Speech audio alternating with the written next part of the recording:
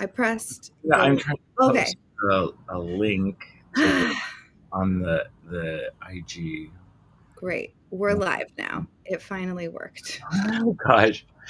Dang, that was so complicated. It tries to trick you into like signing up for a free membership. A free trial, I guess I should say. I don't even know. Listen, I don't even know if I can work my mouth. Okay? Like, it's such a state of chaos here. I have a pile of books. We'll see what is. Yeah, I have a small pile of books. Oh my You'd gosh. be shocked to hear. Okay, well, I guess, do you want to wait till like 11:05 to start the questions? Yeah, let me post it on. Honey Pie, that noise is so horrible.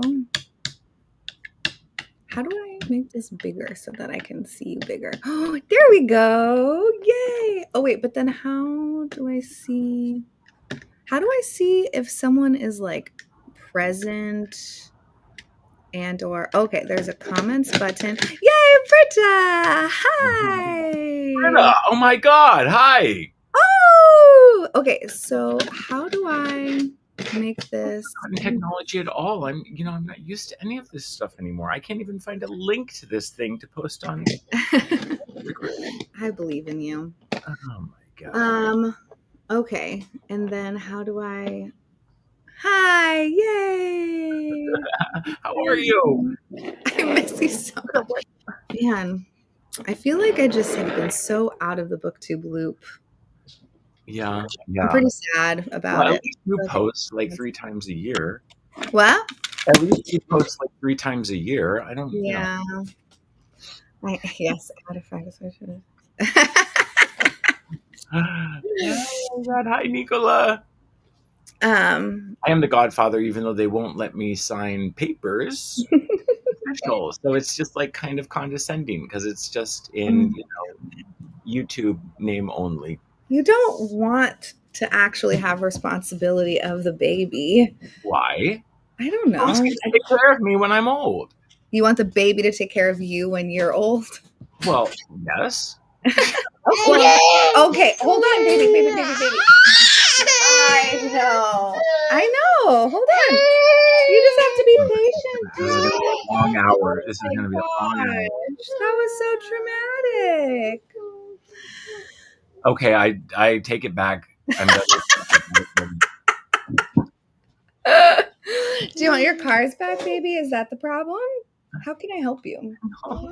Yeah, so we'll see how this goes. You know, he's entering toddlerhood, so Is Nicola saying I'm on fentanyl? Oh, the fontanelle, because you're upset, like you're worried about putting your finger through his head or whatever. Oh, I didn't know he had a name. Just regular. Thanks. Baby, I literally have no idea. Oh, do you want this other car? Nicola, how do you know that thing has a name? The soft spot. Ugh. I don't like her knowing that. Hi, Gorvo. It's Cam. Yeah, so the fontanelle, you know, it's call it a bowling ball, people. The head is not fully formed for years, and there's just soft spots that your fingers can go through like a rotten peach. That's not accurate. Scientific. There's 2 fontanelles. One closes at around 3 months, and the other closes around now-ish. So now-ish? This child's like 5 years old. The brain will keep baby. Honey Pie, can you hold on 1 second? I'm gonna help you. I feel like those people in ER that put their babies in a dumpster because I just can't. Oh yay! Kathleen, hey! Oh my God! Long time.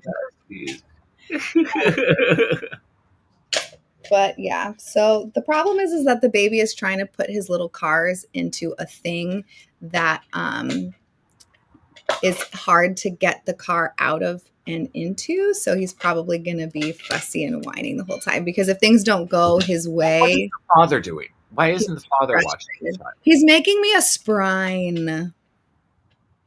A what? A sprine. I put Sprite in my red wine. It's the middle of the day, so it's like a more daytime. I've never heard this term in my life. The things going on behind your walls are so foreign to me that I can't even process it. That makes sense. There's fontanelles and there's sprines. Yeah. Jesus Christ. Now and sprine. Anyways, should we start? Yeah. Why are we here, Stephanie? We're here to do the mid-year book freakout tag as edited, questions edited by Adam. Yes, the sprine is delicious, Kathleen. I highly recommend. So there are some questions. I don't have books for every question because, it's been a challenging year. I started a new job, so I've been learning a lot the last 3 months. So, do you want to come back up, baby? Bam! And how many books have you read? Oh, which was question 1. Good segue. I was asking August, but I guess I asked you too. That's so awkward. He has read many books. He reads. Can I take this out? Are you gonna wine? Yeah, you want to keep that. Okay, that's fine. Let's. Okay, so question 1: how many books have you read so far this year? Yes, as always, it's ladies first. Okay, I have read 21 books, 6 of which were picture books for the baby. So 15 adult books. Oh my gosh. And 6 of the books that I've read this year were given to me by you, or I took from you. From your gosh. So that's a pretty good ratio also. Yeah, and overall, has it been like a good thing? Did I hand off good stuff to you? For the most part.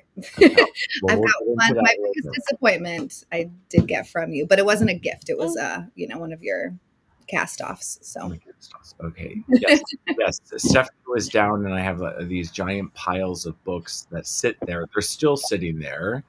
That I'm getting rid of, and I force her to take, but also not take, because I try to talk her out of taking books, even though I want to get rid of these books. I understand the situation going on over there, and I don't want to contribute to the chaos. So, I read 42 books, and I was going to look up my average. What? It's exactly double what I've read. I've done 21. Yeah, but more importantly, I'm trying to focus on length.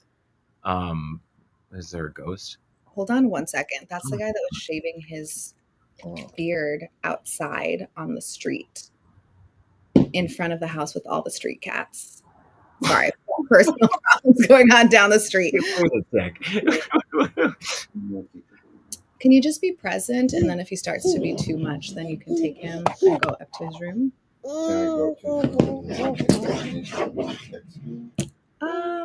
Sure. Sorry, again, I guess I can't cut out this behind the scenes portion. So let's go back to you, Adam. Can we cut to the guy shaving? Oh yeah, I don't know. There's some guy that lives down the street that was shaving his beard outside his house. I was telling Jake maybe like he thought that it would I thought that maybe he was trying to not have to clean up inside his house or something.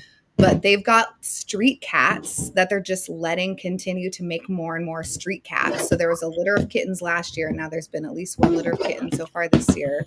And it's like, I want to call a trap and release people or whatever to spay and neuter them. I don't know, but I guess that's not my business, not my place.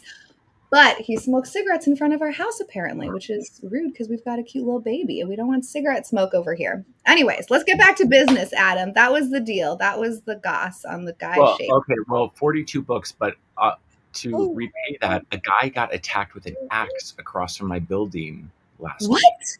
Yeah. These 2 dudes got in a fight, and the one dude went and got an axe and chopped this guy up right across the street. I was watching the whole scene from my... What? Yeah. With an axe? Yeah. They had to do the tourniquet. So what, did you chop like his arm off? What happened? He got his arm and his face with the axe. The whole neighborhood was shut down. I was, on my balcony watching it. It's chaos. I hope that's not true. You should come over here and hang out with us. Make our year or lives or whatever. I don't know. Come to the I know. West Coast. Is that the coast we're on? Well, I don't know. Debrida is it's the very West Coast, right? Lives in a Eastern house. Well, if you only know. If you only knew. I got lines up and down the table right now. Wait. Okay. So a guy got attacked with an axe across the street. So the axe hit his face and his arm. Did he survive? He left in critical condition. I don't know what his state is now, but he did survive. Yes, and they did arrest the. Well, I guess he's not a gentleman, the axe wielder, but That's not a gentleman. not a gentleman. They escorted the axe wielding murderer off the premise, and Oh my gosh. Okay, 42 books. Yay, we're doing good. Yay. Okay. Good job. Look at that giant goblet of spritz or sprine, whatever the. Fine, Sprite and wine. I don't like that word. I don't like the fentanyl word either. Fontanelle. God, it sounds like a fucking pasta shape. Fontanelle. Wait. I guess it kind of sounds like a pasta shape, but anyways. Okay, question 2 is. I should probably have this in front of me. Is it the best book you've read so far this year? Yeah. It's me. Yeah. Are we doing? Okay. So I had a few options for this, and again, let me get my giant stack. I say that this is a book that you and Jake have both read. Do you have any guesses? Oh. I think Jake mentioned that he read it. No idea. Okay. Well, with a bit of trepidation, because I think it's a very imperfect novel, but it is like in its scope and its ambition, it is the greatest thing I read, which is 266 or 2666. Yeah. Jake's read that, right? He listened to it, but yes. Listen to it. He listened to Bolaño? What? Oh, Jake. Yeah. I think it is imperfect in a lot of ways. And you've read it, so it's kind of like 5 books in one. It's so good. It's so good, but there is, particularly there's 2 parts. One, of course, is the infamous part about the crimes, which is this 300-page run through of these brutal murders of these women in this town in Mexico, Santa Teresa. Yeah. Take your word for it. I think which people say is like brutal to get through. I didn't think it was that brutal, because the crimes, yes, you get fatigued from it, but they're delivered in a very almost like a police report sort of way. We're not like experiencing them. Yeah, there's no it's not very emotional. It's like right. What happened. So I was expecting it to be darker, but also the first part of this novel is my favorite part. Yes. Involving these 4 European friends who are all kind of have a mutual connection through this German author. And there's like love triangle, and there's a bunch of crazy shit. But yes, 2666, it was great. I had this on my list to read forever. I'm still not convinced that Bolaño is as great as everybody is forcing him to be. Because we read, I think it's the only buddy read we've ever done, was The Savage Detectives, and I did not like that book.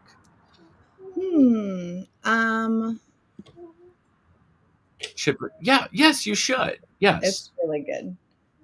I liked The Savage Detectives also. I think that maybe you would like The Savage Detectives more after reading this one. I think so, because I feel like a lot of it, like, I don't know, it's that pretentiousness kind of which is part of the reason why I love the first section so much, because they're all so pretentious. It's so funny. And I feel like there's a lot of that in The Savage Detectives. I don't know. It's been a while since I read it, but I feel like I remember liking that kind of aspect of it. Well, what's the best thing you've read?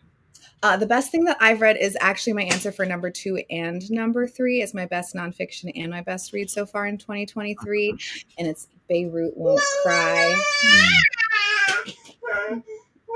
It is though, dude. It is. So You. bear with me. Um, I'm gonna say yes. You guys should do that. Inserting myself in the conversation. But Beirut Won't Cry. Oh my gosh, this is so good by Mazen Kurbaj, who's a visual artist and musician. And so this takes place over about a month from July 14th until August 26th. And it's like a visual diary of the bombing of Beirut by Israel. And so he's doing all of these art pieces. And so it's a mixture of Arabic, French, and English, all the pieces. Anything that's not in English, though, has text underneath, like, translating what it is. And there's also some portions that are just like text. It's so good. It's so upsetting. Especially like it's really interesting reading this now based on like everything that has been happening for the last, year and a half or almost 2 years. Cause it's just like, I mean, they can basically get away with anything. Like they're just bombing Beirut, for the sake of, their own safety in their minds or words. But it's like all like, children are dying and all of this stuff. And it's so sad. There's some of these pieces are just like heartbreaking. So the text underneath this one is I'm watching SpongeBob SquarePants with Evan, and there's, SpongeBob with like the bomb coming down.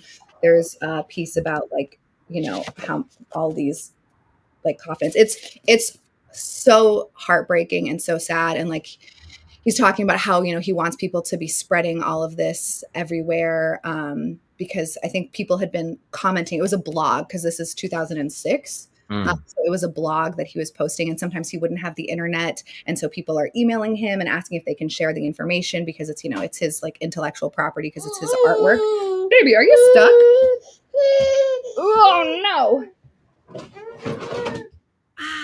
Disaster.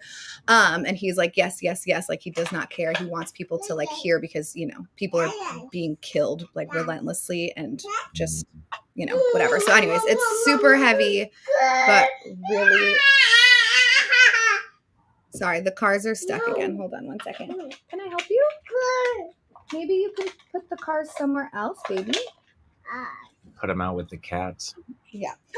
So yeah, anyways, it's so good. It's brutal. High recommend. I bought this at Indie Bookstore Day, not this year, but maybe last year or the year before at Fantagraphics. It's a Fantagraphics book. And it's got an intro by Joe Sacco, who is, notoriously an amazing graphic journalist. I don't know, like, he does his journalism, but I think you read a book from his last year, Sacco, right? Yeah, I read Palestine.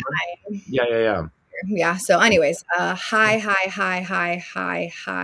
recommend, must read. Only 5-star of the year so far. I've had a lot of 4.5s, only 5-star though.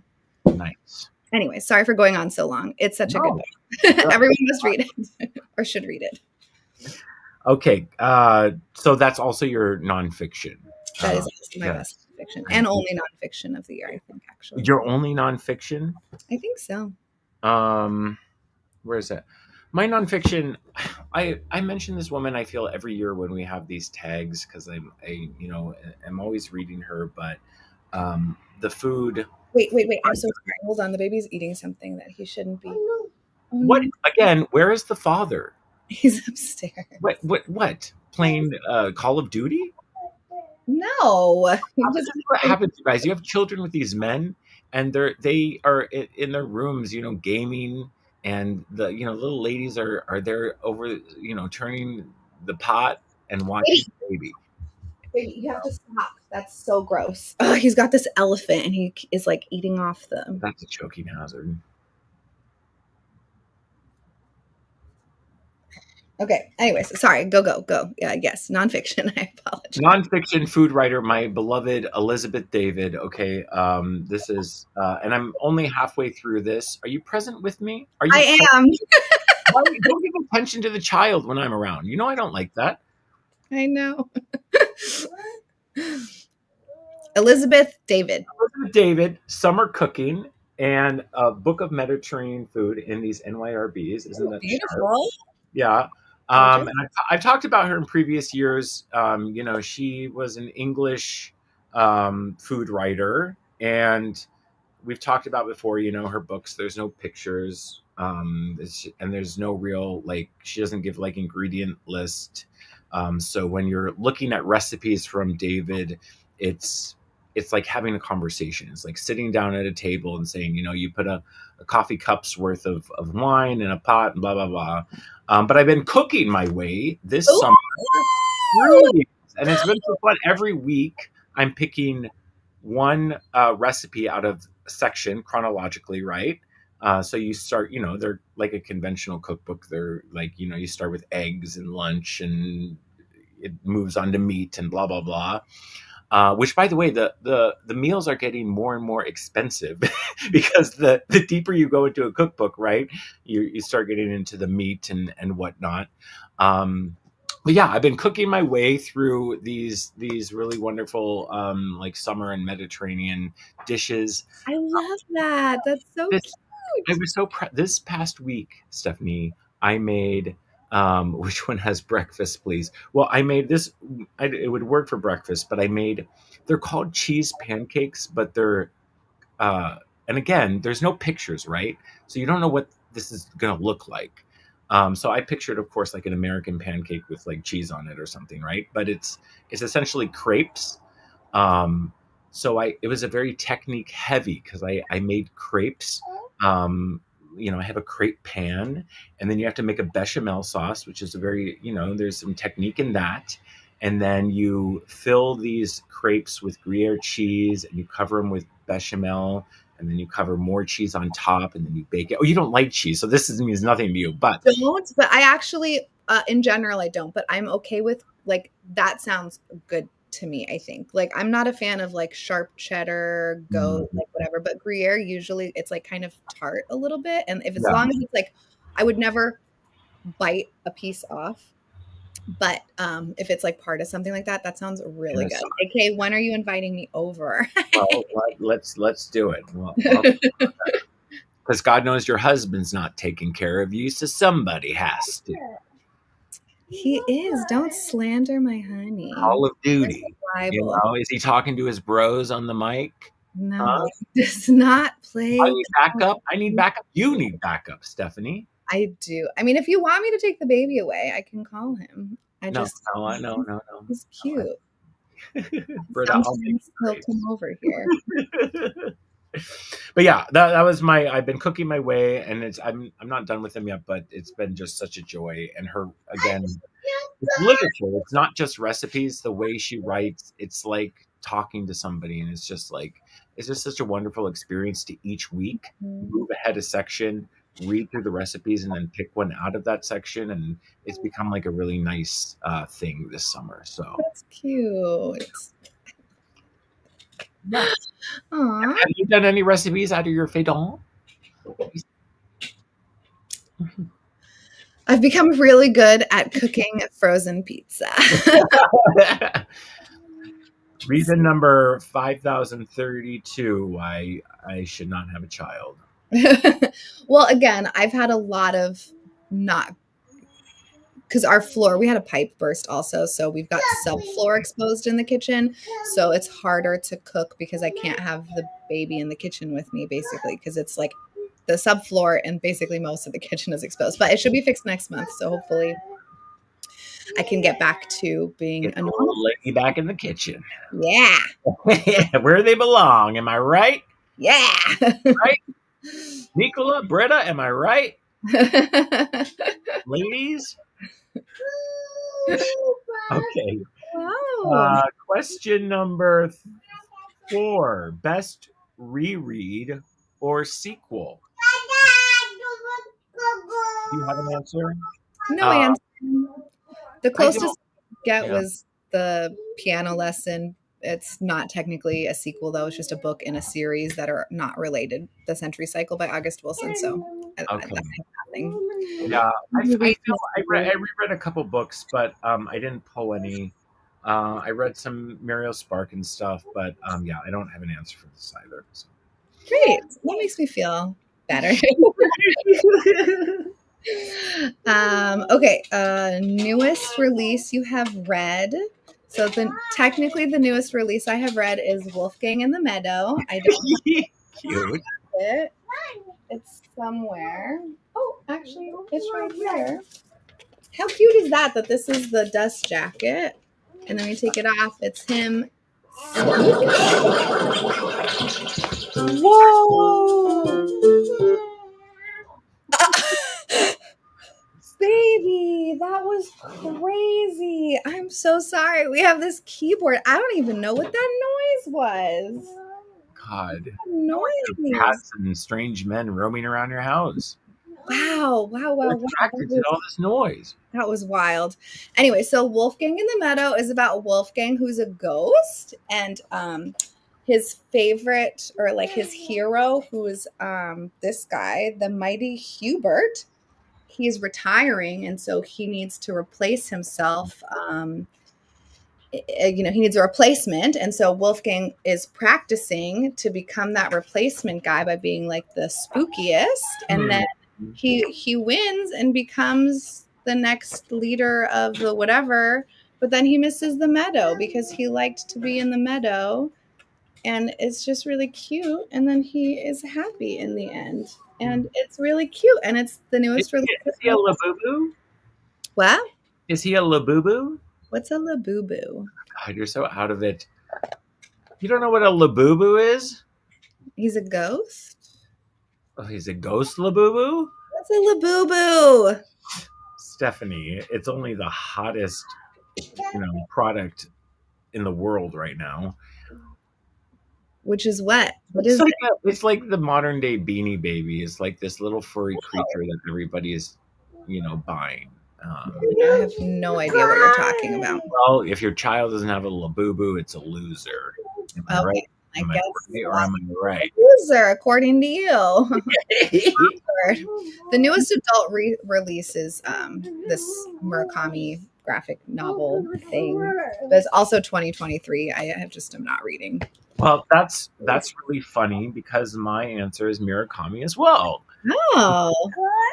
Which I think I've read. I think I read a couple like shitty memoirs that are newer from the library, but I'm too lazy to check dates. But I read his latest, which was published last year, the City and Uncertain Walls. Yeah, and it was a really, I have a very the cat ass. I have a very complicated, relationship with Murakami, but early in the year, this is a reread. I could have said this, but I reread a new translation of one of Murakami's early novels, End of the World and Hard-Boiled Wonderland. My favorite Murakami. It was originally published as Hard-Boiled Wonderland and End of the World. The new translation flips it. I don't know why, but I reread this. It's a new translation, and it was great to revisit that. And then a couple months later, I read his latest novel, totally unaware that it is a retelling of this book. Like, what are the odds? Really? So this is, if you remember, this is kind of split into two parts, and one of the part revolves around a guy who lives in this walled town where they analyze skulls and they pull dreams from them, and they take away the call Jake. Yeah, I'm gonna text Jake. Great. I don't like my attention. Yeah, he's starting to get a little. It could be like maybe close to nap time. But yes, Britta, no Murakami at all. I don't know. You might like this one, and it was really interesting. Are you listening to me, Stephanie? I'm listening to you. You're saying that she might like that one, and it's really interesting. I like this. It's interesting because this one, the old one, is very, a young Murakami, and this again is sort of a retelling, but it's being told by a very much an older man, and it's a reflection on art, and I think Murakami is getting a little softer in his older age and a little more reflective. So it was really a great experience to contrast the two. I quite liked it. So yeah, Murakami. I'm refinding him. I'm on the Murakami boat. I love him so much. Sorry, Britta. I don't know. that was my first of his that I ever read, the Hard-Boiled Wonderland, and Yeah. the end Well, of you the should read the new translation. It's quite good. Yeah, great. Okay, I think you're up. Yeah, biggest disappointment. That's gonna be Han Kang. Both Human Acts, The Vegetarian. I gave Stephanie my copy of the White Book, so I read these three in very quick succession. Um, at the beginning of the year, she won the Nobel, right? And they weren't like offensively bad by any means, but I don't understand the hype. The Vegetarian, of course, is her most well known, and it's funny, everybody on BookTube for years talked about this goddamn book, and they always talk about how it revolves around a Korean woman who decides she wants to stop eating meat and how it affects her relationship with her husband and the family that surrounds her. Um, and it's interesting because that's the only good part of the book. That's only like a third of the book, and the rest was really underwhelming to me. Human Acts was the most interesting out of the three, just from a historical kind of standpoint, revolving around the student revolt or something. Um, and the White Book, I can be a little more forgiving because I just don't. That's not my thing. Like this music, oh, the color of white and what it means, and my mother has a spot of red on her white, bed sheet. Like I don't like. I hate that shit. So, is that your most disappointing read? Oh my god! That's so funny. I loved Human Act and I loved The Vegetarian a lot, which is why this was like an extreme disappointment. I feel really bad. I mean, it was fine. I gave it 3 stars. I think like it was. I'm not like upset that I read it, Yeah. but it definitely the language was just like too poetic or something. I don't know. It was just like too much up here. I did cry towards the beginning when she's talking about like, her mom losing her first child right after it was born. Okay. That part really hurt and made me very, very sad, of course. Because like just like thinking about, especially I don't know, yeah, it's that was really difficult for me and made me very, very, very sad. And so I was really excited to read the rest of the book because I was like, oh wow, this is starting off like really getting me emotionally, and then the rest of it was just like, yeah, I just don't care. It's fine. I think that she has good language, I guess, but none of it is like, I just don't care. So it was fine. It was okay. It was whatever. That's how I love. All of her stuff was just fine to me, and Yeah. I should expect that when somebody is as lauded and overpraised as that, you're always going to be disappointed. But at least I can say I've read her now. So Yes, you can. if anyone wants these, hit me up. Frog. That's a frog. Your favorite new author stuff. My favorite new author, also from you. Okay, yeah. Colanzi. I like the that. crap out of this book. You did not like it. I didn't say. I kind of like similar to Han Kang. It's not memorable to me, but I do remember the very first story because it was very. I don't know if cyberpunky is the word, but yeah, very fitting of the cover. Right? It's very. I don't even remember what it was about, but yeah. Well, it's a short story collection, so yeah, I feel like yeah. it makes it kind of harder to remember because even like right now, like thinking about it, and I just read it last month, it's a little bit hard to like remember everything. But it takes place in Bolivia in a specific. Actually, some of it I think takes place in oh, Jake's coming for the baby. And maybe in places of in Brazil, but it's all about like how like I don't know if it's capitalism specifically, but the need for like nuclear power, nuclear energy, and how they're willing to like sacrifice basically people's. Let's go up the stairs. Up the stairs? Oh, can you say bye? Thank you, Jake, for pulling yourself away from the boys on Call of Duty. Adam, thanks for playing golf. Good God. Oh, Who do you think I am, Adam? Oh, what else could it be? Trying to learn how to become a software engineer. What, you can work for Blizzard and make Call of Duty games? No. What is it, Blizzard? No, I just made that up.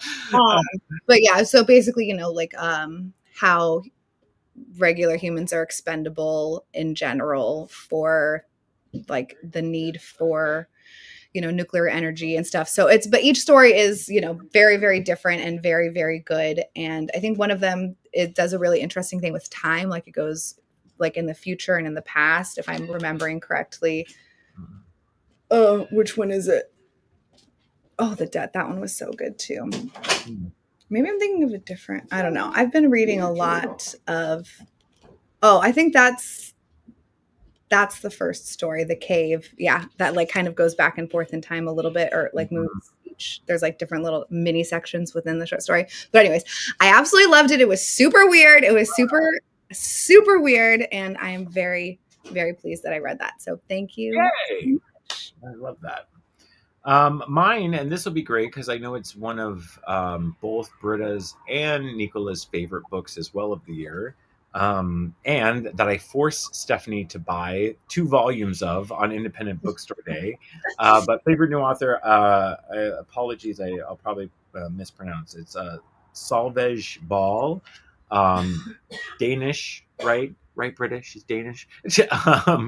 Calculation of Volume. This is the first part of a septology, and yeah, I haven't read the second part yet, but it was so wonderful because I went into it very apprehensive because the premise is a Groundhog's Day premise where you have a character who's living the same day over and over. She's caught in a time loop. She's married to a husband. She goes on a work thing out of town, and she gets caught in this time loop. And I was worried because I love Groundhog's Day, the movie, but I don't, like in the first chapter, she comments how there's a guy who trips on the street with a baguette. I'm like, if I have to read, 150 pages of this guy tripping with a baguette, I'm going to shoot myself. But it wasn't like that. She uses that setup as this really interesting character study.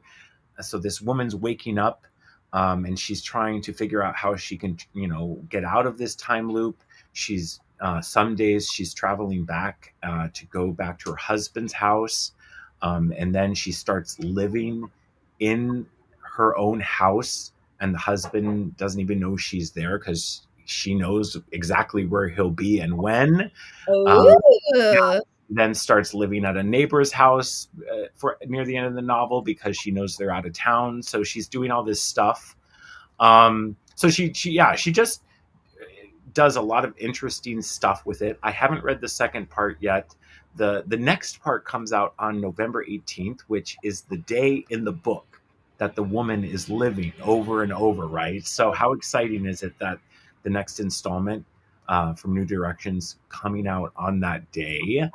But yeah, I was just like totally entranced by the writing, and I'm excited to like spend the next few years as these continue to come out to be in this time loop with this woman. So I want you to read this stuff. You have to read this. I will. I'll start it today. Along with the 50. I really want to finish The House of the Spirits, so actually I need to focus on that. But yeah, as soon as I'm done with The House of the Spirits, I'll start that. Yeah, this is. How do you feel about this cover, Stephanie? You like this, Britta? I like it. Yeah. Yeah, I do too. The UK one is nice, but yeah, I haven't seen it. Join us. Yeah, and Nicola, you read the second part. You quite liked it, yes?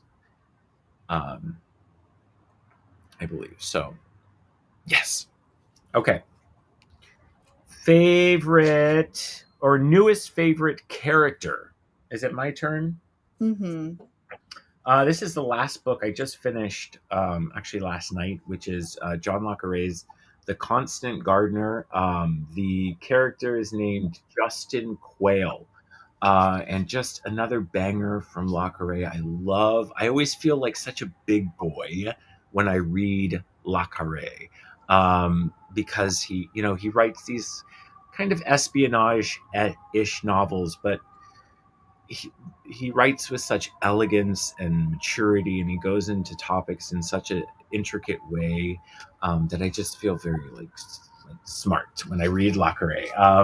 But Justin Quayle, he is part of the, I don't know, the Foreign Affairs British intelligence. He's based in Africa, alongside his wife, who is also in the British intelligence. And in the first chapter, we learn that the wife has been found killed, her throat slashed, in a car. The driver's been beheaded. And this African man who she was supposedly kind of having this open affair with, apologies as the things go through. But this African man that she was supposedly having an affair with and was in the car as well, has disappeared, right? So that's the setup.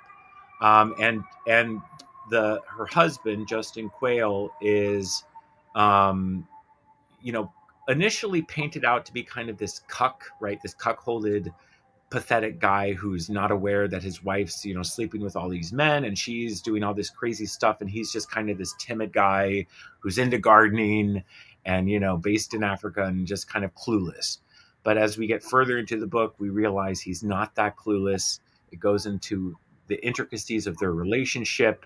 He starts researching what she was doing, and it involves like big pharma, and she was looking into this conglomerate pharmaceutical company that's been testing drugs in Africa and like poisoning people for the sake of testing drugs.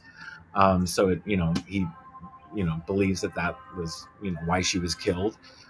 So yeah, he was just a really intricate character that just got more and more interesting as the book went on. So I love Le Carré. It was great. Yeah, I think I have 2 of his books on my shelves, maybe. But I don't think that one. Probably only The Spy Who Came In From the Cold, probably. You have that? I used to, I think, but I think I got rid of it. I think it was one of my dad's like old books that was too dusty. Yeah. I mean, yeah, he is very much a dad author. What is happening over there? I have Our Kind of. Britta. Ralph Fiennes played Justin Quayle in the film adaptation, which I haven't seen, but yeah, this is the one that I have. Our Kind of Traitor. Oh, don't start with that. I haven't read it, but don't start with it.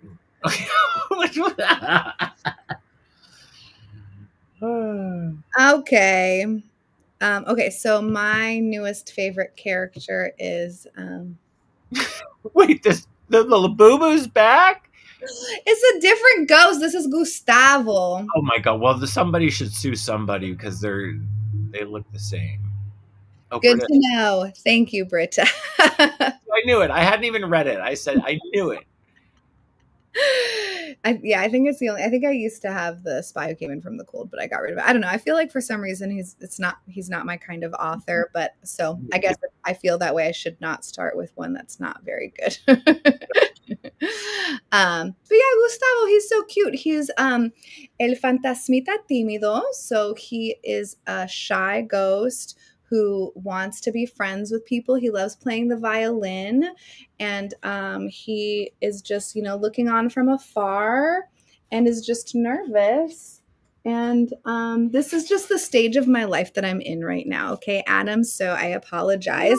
I don't know. Listen, I'm concerned because I think that looks just like the ghost in the last one, and I think might be some.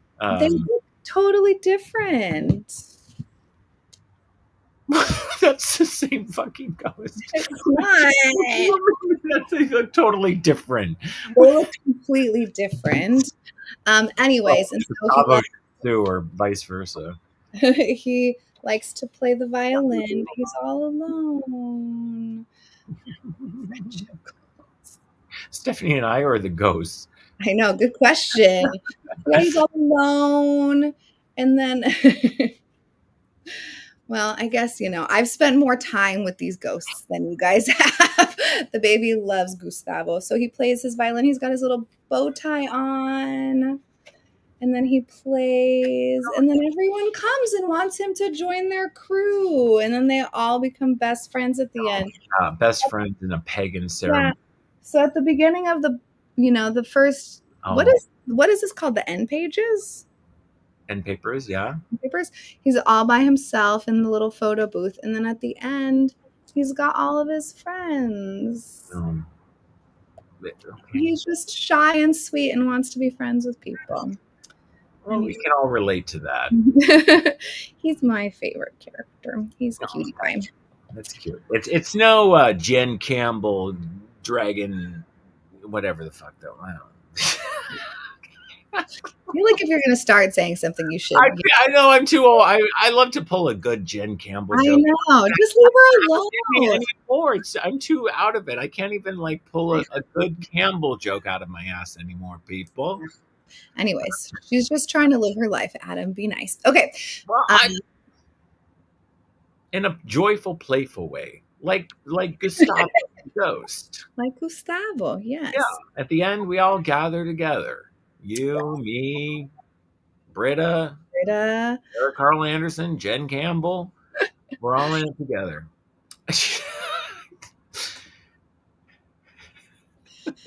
Okay, let's move away from this, please. Oh, I forgot this is on host. On my channel, okay. The book that made you these questions. What about favorite book to film adaptation? Oh, okay, yeah. I missed that one. I did not read it, but obviously Wicked is my answer. Wicked was very good. Did you watch Wicked? Yes, we saw it in the theaters, and it was like Tay and I really surprisingly really loved it. It was really good. I got emotional at a couple places, Stephanie. I did not get emotional at all. Because they have weird lesbian energy. These two women, the two leads. And there's a part in the middle at a dance or something. Oh yeah, that was. This is very intense for a child's holiday film. Yeah, that was pretty emotional. I guess that's true. I forgot about that. That was. But it's it transcended from being I felt about these two characters and more about these two actresses who are kind of unhinged and over dramatic in their own heads. So I fed off of that, and that made me emotional because I'm like, these women are somewhere else right now. Something else is going on. They became so close. I assume that they're still best friends, but that movie, they got so close. No. Yeah, it was so good. It was really good. I appreciated it. I love a good Jeff Goldblum anytime, any day. Thank you, please. That was great. And yeah. That's my favorite. And it was I should read the book. And so I took it off my shelves, and now I don't know where it is anymore. I haven't started reading that. I do. I had no answer for this, but I thought this was kind of a cheeky way. This has not had a film adaptation, but it's Heartburn by Nora Ephron, who, of course, is most well known as a director of rom-coms, right? Nora Ephron. Oh, her name is familiar, but I don't know. She did she do You've Got Mail? Did she do Sleepless in Seattle, you guys? No, she did not. Wait. Men direct only in the 90s. Women were allowed to direct back then. What did she do? Yeah. Oh, she did Julie and Julia, Bewitched, You've Got Mail, Michael, remember with Travolta where he was an angel? Oh my gosh, she did do Sleepless in Seattle and You've Got Mail. Yeah. Wow. So this was, and she's also known for her memoirs, which I haven't read because they always seem like they're geared towards middle-aged women, right? Oh, my neck, skin, blah, blah, blah. So this was not made into a movie, but film director. This is the only novel she ever made. And I got this at the Book Larder on Mage Road. Sorry. She cooked it. I got this at the Book Larder, which is this cookbook store that we always hit every year here in Seattle. It's a beautiful store. And I bought it thinking it was a food memoir. but it wasn't. It was a novel where the main character, this is published in 83, very much of its time, woman finding out her husband is cheating, you know, goes to her circle of friends, very kind of early, like Bridget Jones, like Confessions of a Shopaholic sort of vibes, kind of early stages of that, which is not my jam.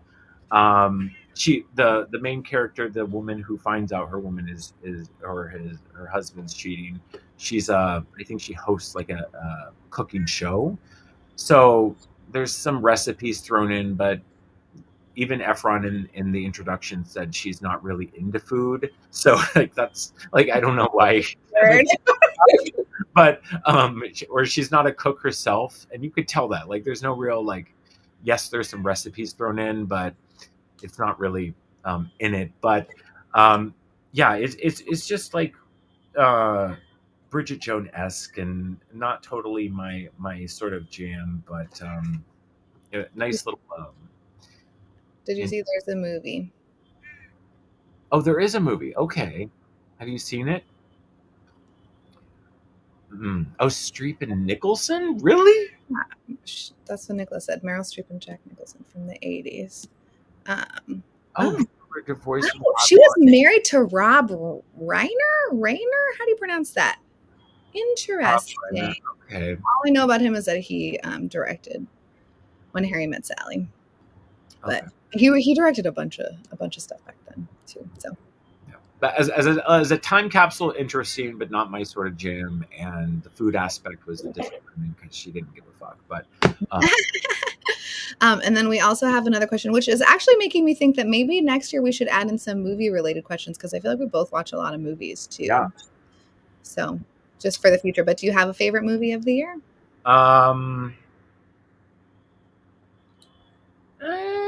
Do you?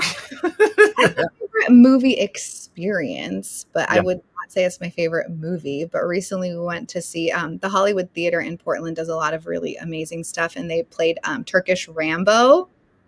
Oh wow! Which is what it sounds like, basically a Rambo movie, but it's Turkish. I guess they did like the Turkish Exorcist and Turkish whatever. They made a lot of Turkish versions of really popular movies.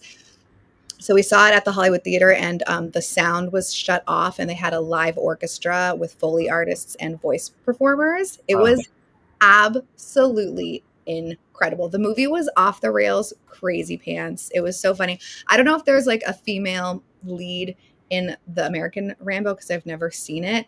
But I think that this is a very good idea. There is a female lead in the Turkish Rambo, and she's like the daughter of some guy that gets killed or whatever. And the Turkish Rambo stumbles across her, and she's already got like the bandana across her forehead. And I'm just like, what's going on here? And her whole purpose is just to wear bright red and be like a babe in the movie, which is really funny because they're trying to be like camouflaged and stuff. So like, why are you wearing red? Just to look good. And she did look good. But yeah, it was an incredible experience. There's 3 voice actors, 1 female and 2 male. So like one of the men did like the Rambo voice and the other one did like the evil character voice. And then they like did all the other ones. And it was just, I have never experienced anything like that. And it was absolutely spectacular. It was nice. It was so good. There's like a conductor. Everyone had the Rambo headbands on the stage. It was so good. Nice. So. No, I don't have anything near that. I will say probably my best was The Abyss by James Cameron. Have you seen that? Oh, I think so.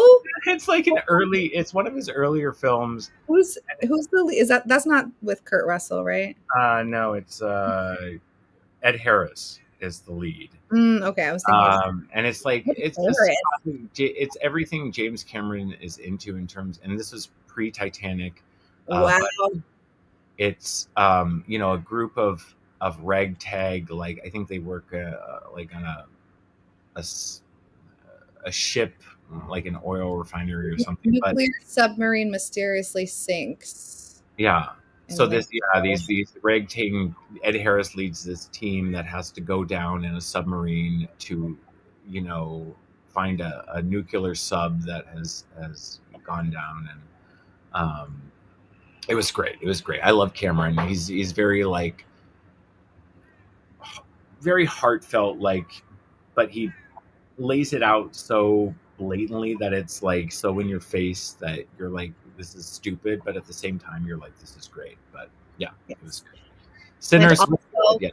I agree that Sinners is actually like, it is the best movie. I'm so excited it's streaming now, so Jake can watch it. I went and saw it with my friend Tim. And Jake hasn't seen it, so I'm really excited for us to watch it. Yeah, it's so good. It was good. Yeah. That was really good. The first time, I've never been a Haley Steinfeld fan, but she was so phenomenal in it. Which one? I don't know anything about actors and actresses. The only white chick in it. Okay, well, I don't know. There's many women in the movie, or at least several. Yeah, she was good. Yeah. Great. Okay, what's next? A book that made you happy. Oh, yeah, she wasn't Pitch Perfect. I remember. Oh yeah, that's right. Yeah. A book that made me happy. I mostly just wanted to mention this book, so I'm fitting it in this category. But all books make me happy. I love to read. Okay, all of the books, even the ones I don't like, make me happy. But this is Blue Lard by Vladimir Sorokin. Oh, okay. And this was just phenomenal. It was so good. It's about I don't know what the fuck it was about. It was the team of scientists in Serbia who have they've been cloning Russian literary greats. So we have Tolstoy, Dostoevsky, Chekhov, Nabokov, Pushkin. So they've been cloning them, and there's been multiple clones because they don't come out right. They're mutated. Some of them have two heads. You gotta, and they're forcing these authors to write. So we get excerpts from these works, and Sorokin writes in the style of that author. Oh my God. But yeah, I can read that book right now. It gets better because they're forcing them to write not because they care about the work. It's because when they write, they produce this in the small of their back. They produce this stuff called blue lard, which they extract, and it's used for, I don't know, something on the moon that they want to something on the moon. They use it for. But then this underground group of people steal some of this blue lard and use it to time travel to an alternate timeline where Hitler still lives and he has like long flowing hair. It's so bizarre. It's so bizarre. Yeah, that sounds so good. Yeah. I've only read The Q by him, but it was I really liked it, and it was very like funny. What did you read? The Q? I'm pretty sure it's the same author. Never heard. It's just people in a queue the whole time. Oh, really? A whole bunch of people. Yeah, and he has quite a few. That sounds so funny. Oh my God. It is good. So very creative. One of those books is like, you don't know what the fuck's going on, but you're just like along for the ride, and you're just, this is insane. So that made me happy. That sounds so good. Yeah. Book that made me happy. I have two, but they're so small, so they count as half of a book. Both of these from me. The Living Statue by Gunter Grass, translated by Michael Hoffman, and Kappa by Ryunosuke Akutagawa, translated by Allison Markin Powell and Lisa Hoffman Kuroda. These are both, I think, New Directions. Yes, both New Directions. I feel like every book that I've shown you has been New Directions, basically. They're just because they're both, the main character in this is like in a mental institute because he saw these things called kappas and he's like going off on it. Labubu's. What? Labubu. A labubu. And it's very funny because he is, they both have things that I like, which is like dumb men being dumb. And this is another dumb man being dumb because he like is obsessed with a statue and thinks that she's being like mistreated. So he's like trying to, but she's like, I didn't read that one, but it was good. It was funny. I didn't understand what was happening the first like 20 pages, but then once it gets into like more of him being a kind of a stalker, it becomes very funny. He's It was stalking the statue? Yeah, he's like obsessed with this statue. And again, he sees her like give her money to some guy. So he's like, oh, he must like, she must be trapped by him and he's forcing her to give him her money and blah, blah, blah. So again, they both have like just men that are a little wackadoodle, which is my favorite. So You're obsessed with men. I don't know if that's correct. You're obsessed. Okay, book that made you cry. For me, it is After Stories. This is another story collection. The guy who killed himself? I don't think that he killed himself. I think that he died. Oh, He did not kill himself. He's dead. but he passed away soon after or before. I think before it was published. Anthony. Sorry, I don't want to be saying that this man, killed himself. Unalived. I don't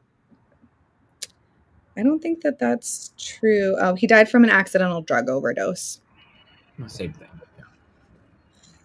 I guess. But anyways, in general, the whole thing did not make me cry. A lot of this is like very, very funny. But the last two stories made me cry. The last one specifically, Generational Differences, is like a woman telling the story of a shoot. Like she was a teacher, I think. So she's like giving the story to her child or like writing it down kind of, to have like a remembrance of, knowledge and experiences from like your elders basically. So she's writing down about this thing that happened where I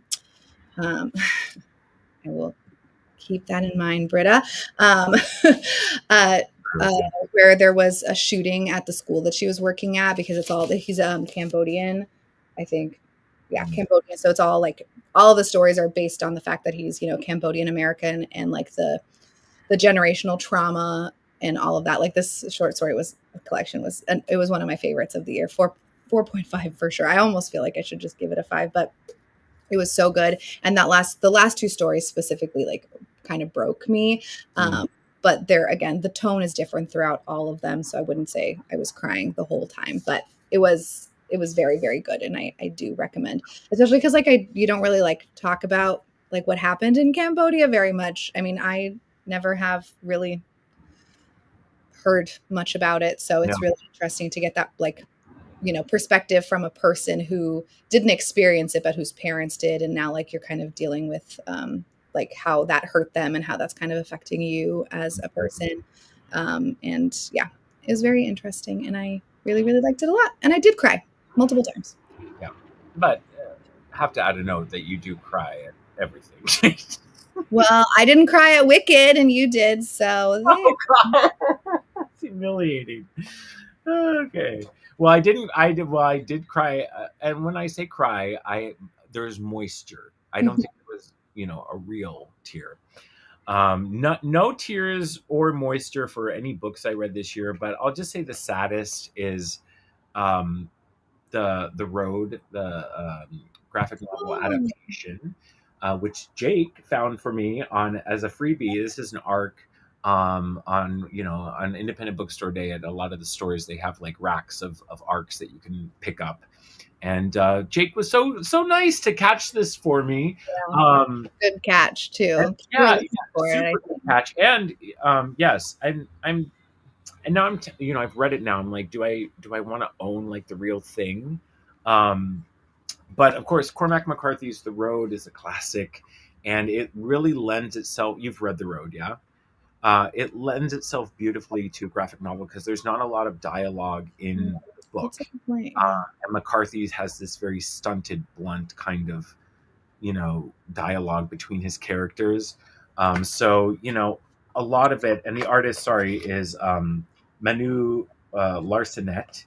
And, a lot of it is just this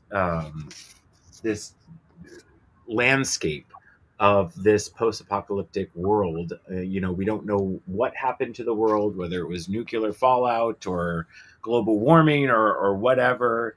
But I'm trying to find like a goodie, but yeah, it just lends itself beautifully to this style. And I almost the real version is colored, but I almost prefer it in the black and white because I I feel like feel that makes more sense. right, yeah. Because if you know anyone who reads the book, the one thing you always remember is just how gray he's constantly describing things as gray and ashy, and it's very devoid of color. So this arc lends itself well to that. But yeah, it was a great. And I'm not a big graphic novel guy, so um, this was. I mean, look at all those little details. Just like them exploring. It's just a whole book of them like trying walking along a road and finding these weird little places and dead bodies and searching for a buried can of you know food somewhere, right? But yeah, it's great.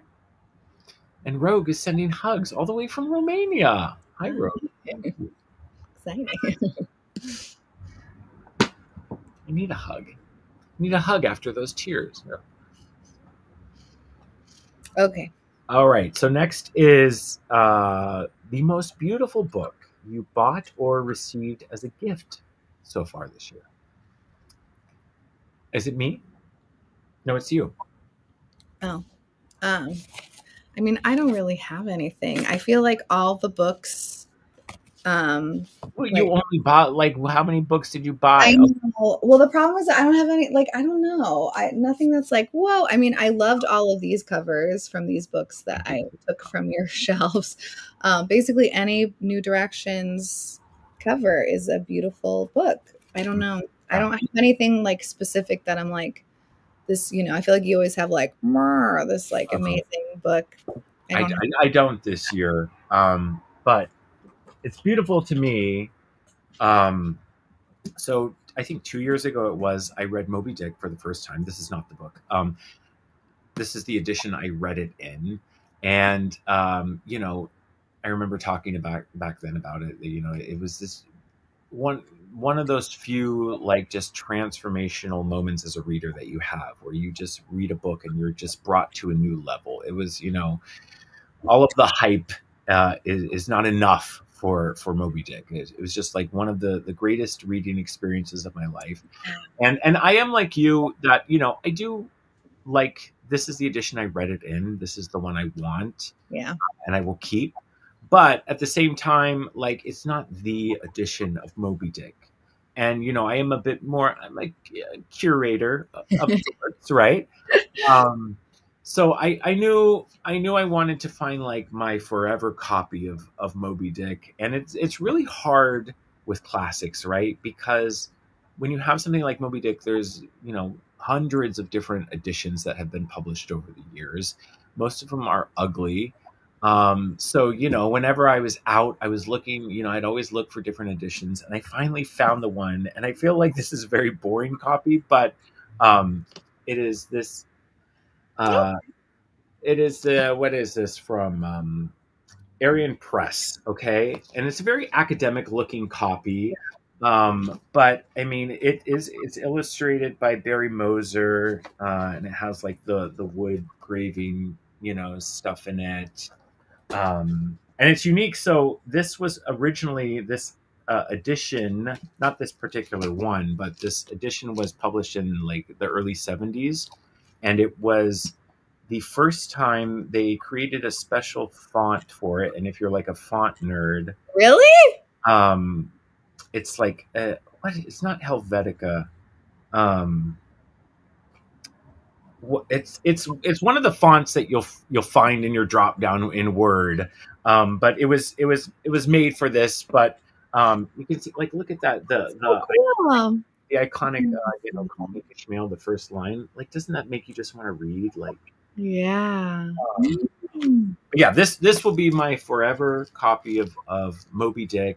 And look at the spine on my shelf, how sharp that looks with the spear. It's just very me. It's sharp, it's clean, it's young, it's fresh. Um, so yeah, that's a very simple and elegant, most beautiful book of the year, Moby Dick. Will proudly be on my shelf Nice. till the end of days. Yes. I Yes. assume she means your copy of the book. Well, and yes, So, and me, to period. you. Yes, I am Period. Joe. Yeah, that's nice. I feel like I do have I really only want to keep the copy of the book that I read, but maybe if you reread it in a couple years, then that can be, you can get rid of the other one at that point. But do you get frustrated? Like, I think like it's really hard with classics to find good edition. Like, it's worse when things are translated, because if you find a cover that you like, but it's not the translation that you want, it is so frustrating. Right. That but it's is like typical. Like I read Emma Austen. I think it was last year, right? And I was like, all of Jane Austen books are so ugly. Why do they have to put flowers on every goddamn edition of like Jane Austen? I don't know. I like the plain ones, the English classic ones. I feel like, I like these ones. I don't know what just. Oh, we've talked about those. Those are made for little lady I like them. They're so. Look at how freaking floppy that is. Little fingers. No. Look at how floppy it is. It's like it's one step being from those archipelago books those hamburger books you read. I like those ones. People sitting around reading square books. People. They're fun. Whatever. Square. Okay. Last question. No, we made it through very, very efficiently, I feel. No. It's probably because the baby left the room. Oh yeah, we did spend 30 minutes with wildcats and keyboards. The best bookish moment, of course, this always has to be the same answer, which is Independent Bookstore Day. Yes, it's the best. Yep, that is my favorite bookish moment of the year. Yes, Stephanie and I, we did. Our dear friend Nicola abandoned us this year, but great. In her place, it was wonderful. A friend of mine here in Seattle, one of my coworkers, joined us for the first day. And I will say, I think, and again, I've only done this with you 3 years, but I think this was the best yet, because we crammed everything into day one. It was the chaos day. And then by day two, it was very relaxed. And on one hand, it's a little bit more anticlimactic. Like by the time we roll up to Elliott Bay, it's like whatever. but I like that. I liked that, kind of having that crazy first day, and then we had a relaxing second day. But yeah. I feel like the first day is Indie Bookstore Day, so I feel like you have to go hard on Indie Bookstore Day, and then do as much as you can, and then whatever you don't fit in, you do on Sunday. And those who don't know, it's what? How many bookstores? I think it's between 26 and 29. I don't remember exactly. Nice, yeah. Somewhere in there. I think 29. Don't quote me. But yeah, it was very fun. I do think we were a little bit too relaxed on Sunday, personally. But, I think that we could have gone a little bit faster, maybe. We were done by like 1 or something. So I think we were eating pizza at 1. Oh, you mean on day 1? Oh, on day 2. Didn't we get pizza on day 1? No, that was Listen, it happened so fast. We were eating at that at the tamale place. That was a detour that took a long time, where they had just had dried bread. Yeah. But it was delicious. It was delicious, and it was nice. I cheated because I remember I got my stamp card, and then I forgot it the second day. Right. So I got 2. I used one of my discounts. Oh, I'm sorry. This is your channel again. Nothing's toward over here, sir. I need to get my prize still. Hopefully they don't send it back. Yeah. It's at Elliott Bay, I think. So hopefully we'll go up soon. Yeah, please. And what I was going to say, I had something to say. You already got your first one. Yes. I got my first one. Oh, but I was going to say, I think this is the year that I got the same amount of books, because you only bought 1 book at every store. I only buy from about a little over half the stores, but I buy a couple books from a few of them. So I think this is the year that I might have gotten more books than you. You did, which is crazy. Yeah, so you got 29 books or whatever. Well, yes, but I don't think, yeah, I purchased 29 books, but I didn't, some of them were for the baby and one was a gift for you. So I think that's why you ended up having more than me, because I didn't, like, not all of them were books that I bought for myself. Yeah. And you did leave like 20 from my stack. So I think like 30. Oh my God, Stephanie. Okay, we're still going to do our purge. I'm going to come down there. Purge my shelves. We'll see. Oh my God. I'll try to be relaxed about it. Yeah, you're just going to let me choose, right? Well, I'll let you choose the books that, whatever, and then I will decide if I need to at least. I want final. I'll put like a time limit. If they're unread books, it's really hard for me to let them go without even reading like a page. So Are maybe you liking House of Spirits? I did not like that book. Allende? I love it. Yes. Allende, Isabel Allende. I love it. It's so good. That's just Latin magical realism, like paint by numbers, like so good. I love it. Allende. Yeah, I concur. He's mostly going to help me purge my read books, I think. So like things that I've read that I've held on to that maybe I don't need to. We'll see about the unread books. It's a really freeing feeling. I don't want to feel free. I want to feel trapped. Fucking Steve Donahue over here. Allende. What a house of falling of books. No, I don't. But God, think about all the dust. There is a lot of dust in this house.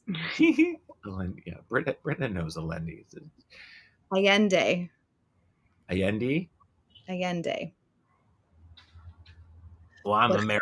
I like her. I think it's Allende over here. What? We pronounce it Allende. I'm an American. I don't do whatever you want. I like it. I haven't read any other books by her, but I am enjoying this one a lot. It's getting like kind of fun because the like main patriarch or whatever of I don't want to know anything about that. I'm not interested. Please, I don't want to know. Let's make it disappear from the screen. But there's like a horrible patriarch who is, very patriarchal. And I'm getting towards the end of like the section I just read is like the decline, whatever.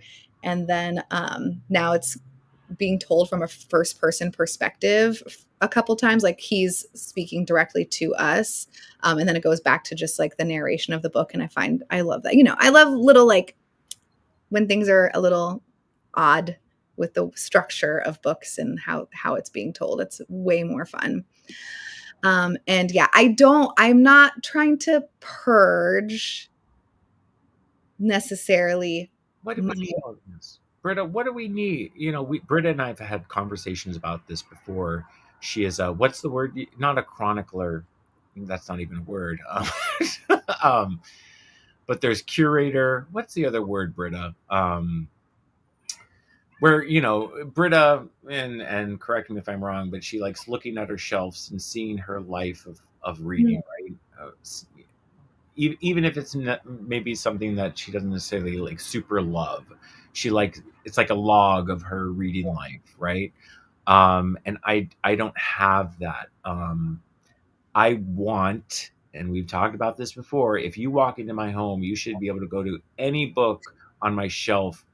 And not that I have to absolutely be like, a 5-star book or whatever, but I have to have some passion. I should be able to say something exciting about it.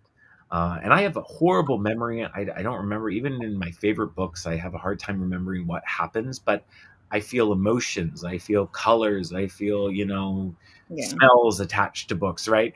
I need to feel that with a book for it to remain, or have very deep interest in rereading it for it to remain. A collector, yeah. Yeah, I don't know. It depends. I feel like I do get rid of books that I've read if I don't like them.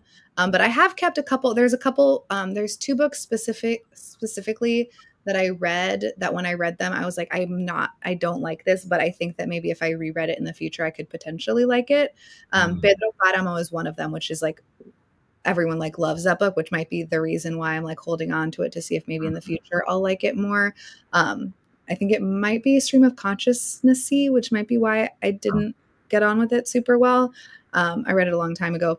But yeah, I don't know. I definitely do like to keep, and I keep wanting to do this and I keep not, like writing in my books and keeping my books as a form of a diary and like putting the date at the front when I start reading it and the date at the end when I finish reading it, and like just anything that's happening in my life, like not necessarily like having a conversation with the book, but keeping the book and chronicling in it like what's going on, I think You is have like a journal.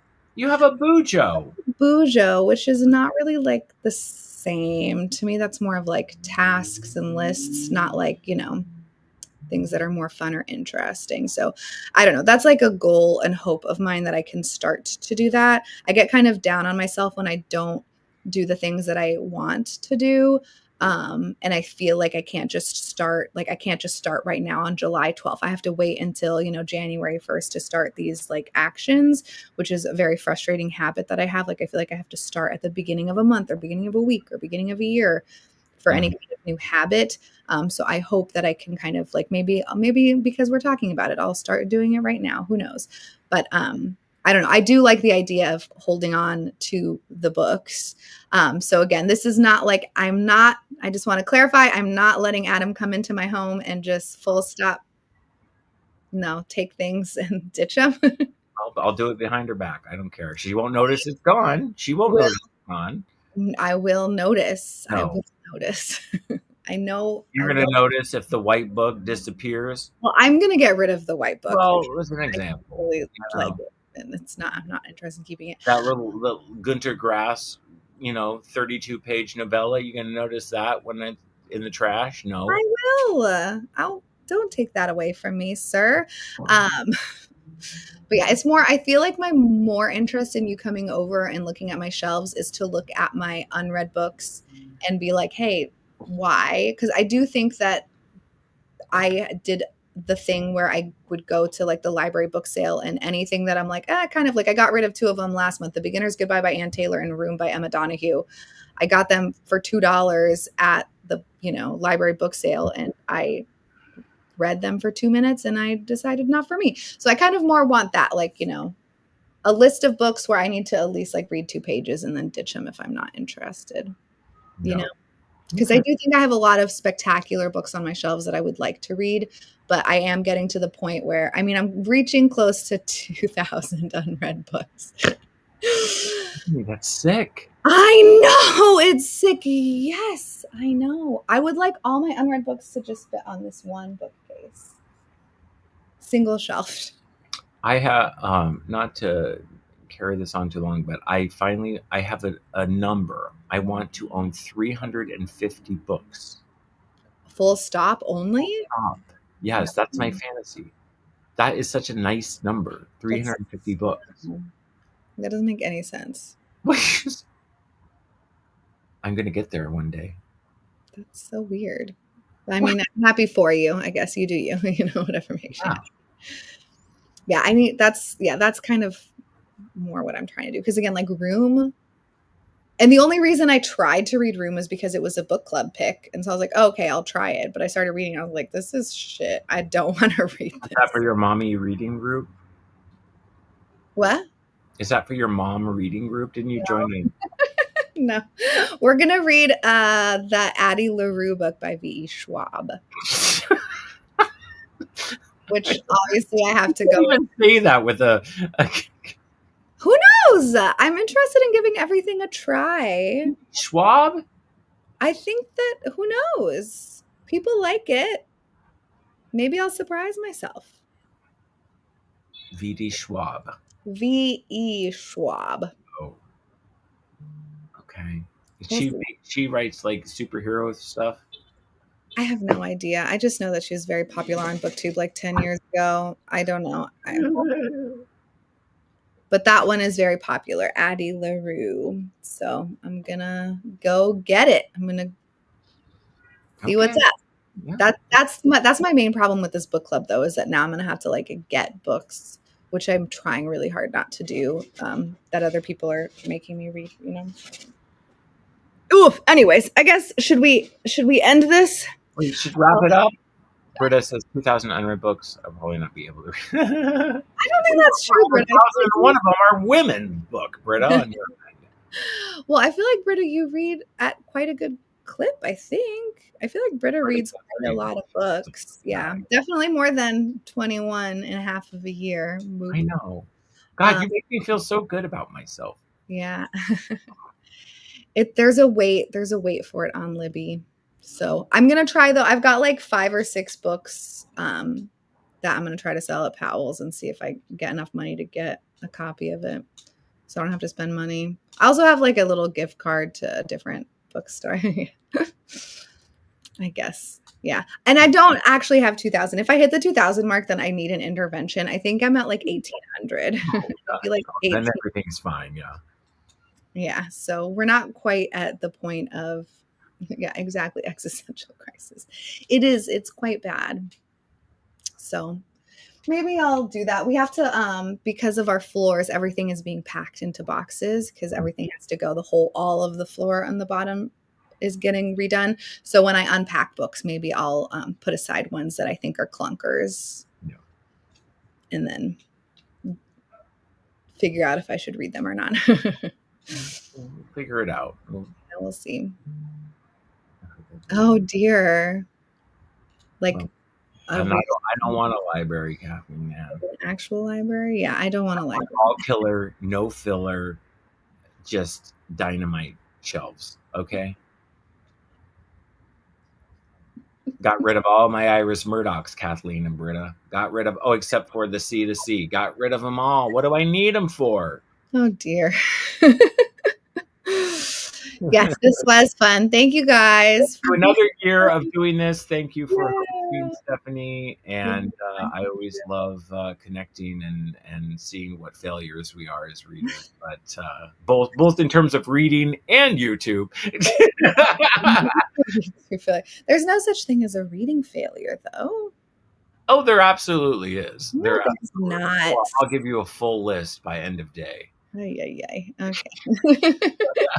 Thank you all. Thank you for watching. Happy summer. And we'll see you in the next video. Yes. Comment, subscribe, click below. See ya. Bye.